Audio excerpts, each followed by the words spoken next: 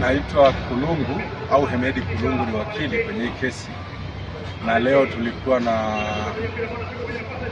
hatua za usikilizaji wa awali au PH, lakini tumesikiliza pia shahidi mmoja upande wa jamhuri.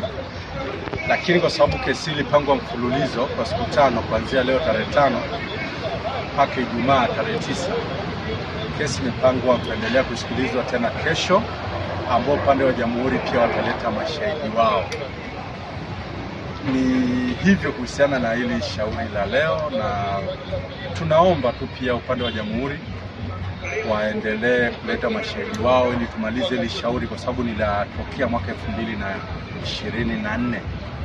Kwa angalau mpaka sasa shauri linakaribia kuwa na mwaka mmoja.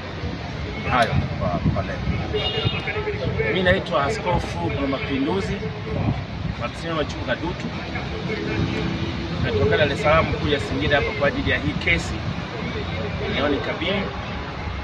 Kwanza nishukuru mahakama kwa kuona vema kusikiliza kesi kwa mfululizo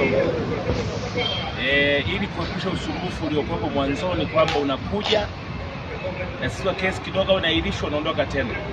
Lakini walau angalau kwa muda wa siku 5 hii naamini tunaweza kufikia mahali pazuri.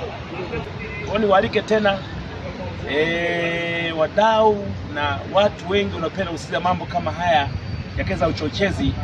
Njoni msikilize darasa hili zuri la kusikia namna ambavyo watu wanaweza kuhojiwa na kuona ukweli uko wapi.